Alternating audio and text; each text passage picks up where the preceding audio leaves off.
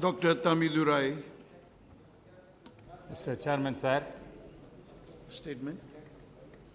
on behalf of my party AIDMK, I rise to participate in the discussion on the general budget presented by the Honorable Finance Minister Sri Pranab Mukherjee for the year 2009 and 10. We are very happy to note some of the programs like 100-day agenda, national citizen identity cards, and other measures like abolition of fringe benefit tax, more allocation for police modernization, more funds for defense and for setting up more IITs, etc., which are mentioned in our ADMK party election manifesto, are included in its budget speech and getting implemented. I expected that the present finance minister would come out with some solutions to the problems that the country is facing, like agricultural crisis, price rise, joblessness, and recession. This budget attempts to net some short-term gains by putting more money in the taxpayers' hand and allocating more funds to their infrastructure and social welfare programs. The absence of long-term strategy for fiscal consolidation is conspicuous, and it is disappointing. The budget provides for a total expenditure of 10,20,838 crore, consisting of rupees 6,95,689 crore towards non-plan and rupees 3,25,149 crore towards plan expenditure. The budget figure shows gross tax receipts of rupees 6,41,079 crore, which was rupees 6,87,750 crore in the previous year. The non-planned expenditure is projected to rise by 37% this year. Interest payment takes lion's share in this with rupees 2.25 lakh crores. Borrowing of central government is likely to be around rupees 4 lakh crores, which is an increase of 3 times over the past year. Finance Minister has admitted in his budget speech that the fiscal deficit will increase to 6.8% of GDP this year from 2.7% in the previous year, which is a clear area of worry. According to the FRBM Act, the government is duty-bound to reduce the fiscal deficit by 3% of GDP every year. Even to bring down the gap from 6.8 to 5% of the GDP in 2010-11 and 4% in the following fiscal, the deficit had to be cut down by rupees 2.8 lakh crore through higher growth. Is it achievable or just imagination based on the calculated highest risk that our finance minister said? Nobody is sure whether this calculated risk will pay off in terms of higher growth in the near future. He blamed the global slowdown for this fiscal deficit, but this is not convincing reason. The fiscal deficit is due to the mismanagement of the economy in the past. The revelation of higher than expected fiscal deficit added to the woes. The deficit number is beyond the market target, and government has to borrow more from the market this year to fund its Aam Aadmi program. As the government competes with the private sector for funds, the government tends to push the interest rates and crowd out the private sector. This rise in rates finally ends up hindering rather than helping growth. There won't be enough money to fund private investment. This may further delay the revival of the Indian economy.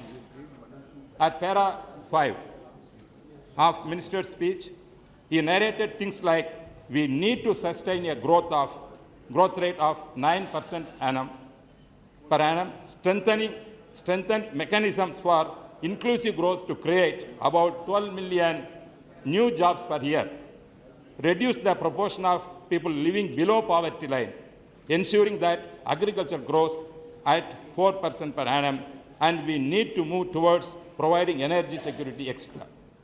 In the next paragraph, he had shown pessimistic approach. He said that the budget cannot solve all these problems. If the finance minister of the country is not able to solve these problems, who solves the problem? He should find ways and means for correcting the financial misdeeds that his government has done over the last few years. Then he mentions about 3 challenges, that is, high GDP growth rate of 9% per annum, inclusive development and re-energizing government, and improved delivery mechanisms.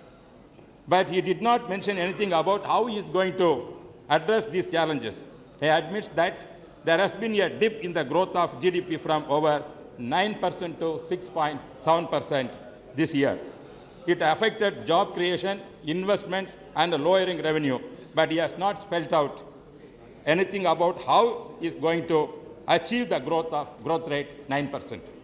The government is saying that inflation has come down to the record levels. What about inflation of goods, food prices? The prices of essential commodities and consumables like sugar, dal, salt, seasonal vegetables, and even matchboxes have increased sharply. Why the government did not do anything in the last 5 years to manage the price line? What happens to the middle class people and common man? The government may claim that there is negative inflation, but it is of least concern for the common man. This is sorry state of affairs, and the government should think seriously about the price rise.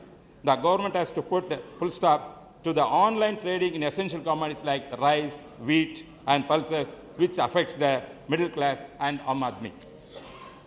Internationally, prices of crude and petrol have stabilized, but the government has increased Indian diesel and petrol prices last week. The drastically increases in the input costs of consumables.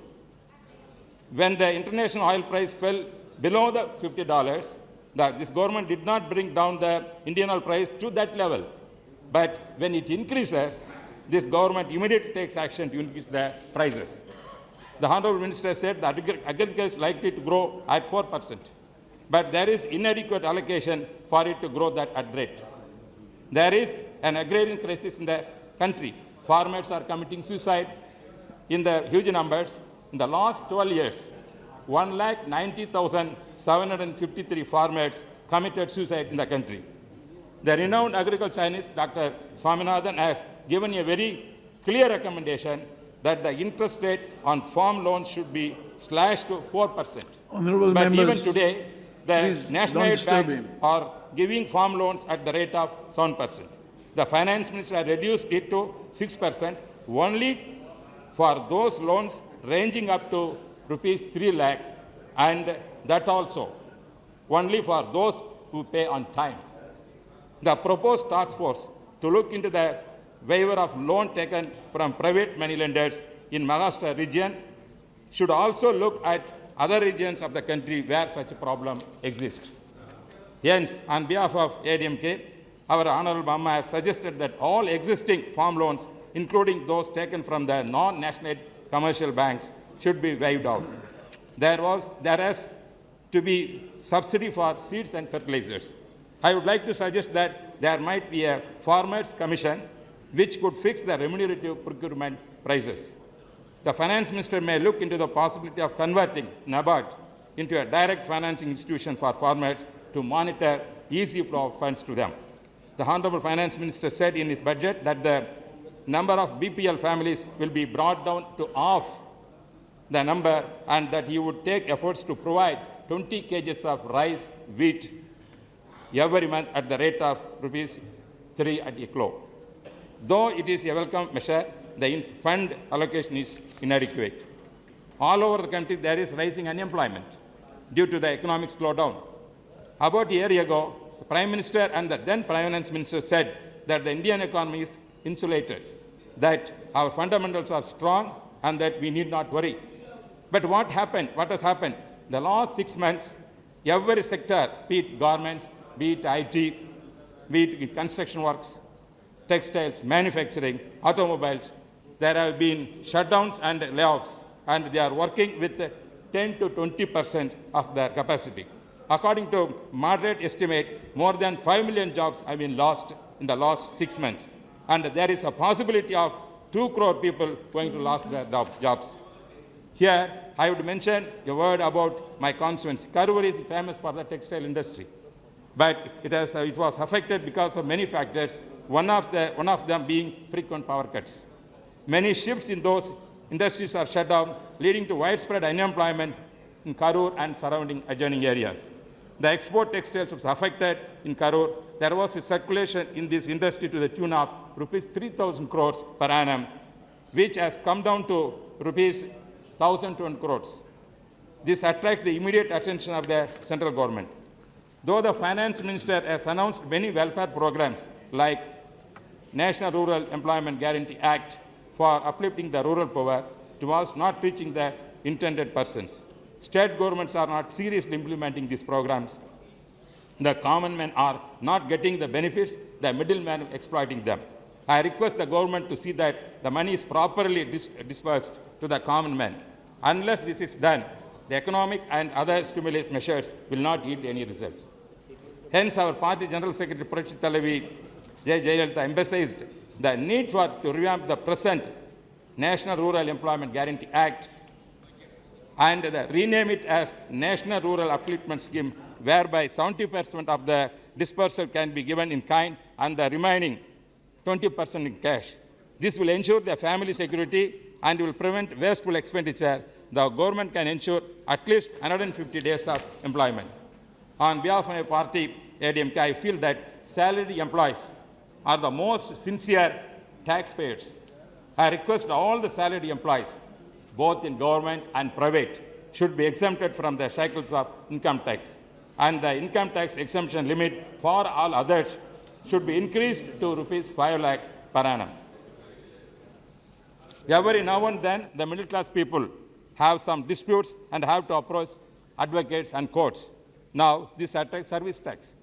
Thus, the common man and the people from middle class are affected badly. I have the following few suggestions for consideration of the Honorable Finance Minister. Instruction may be given to the banks for giving educational loans to the needy students in time. More allocation may be made for modernizing the police force, health sector, energy sector, education, etc., which also needs the attention of the government. It is an admitted fact that there is rupees 70 lakh crores of the Indian money illegally kept international tax havens. The finance minister should take serious efforts to bring back that money at the earliest, as per the demand from our Honorable Mama Parikshit Talavi J. Jayalalitha. Counterfeit currencies smuggled from neighboring countries are in circulation in our country. The government must take immediate action to control it, otherwise our economy is under threat of collapse. In the wake of global economic meltdown, the Indian economy has been going through tough times. Tough times call for tough actions and decisions. At this critical juncture, what India needed is an effective, implementable action plan. I'm going to finish. As my leader, Honorable Amma J. Jayalalitha said, quote, in fact, the finance minister appears to have not made any attempts to bring the country out of recession. No long-term reforms have been announced. No goals have been fixed. No deadlines have been set. No attempt has been made to control the government expenditure. The entire onus of the operation resurgence has been placed on the industry with no helping hand from the government, end the quote. The budget is partially populist and imaginative and sets no clear roadmap for better India. Thank you very much.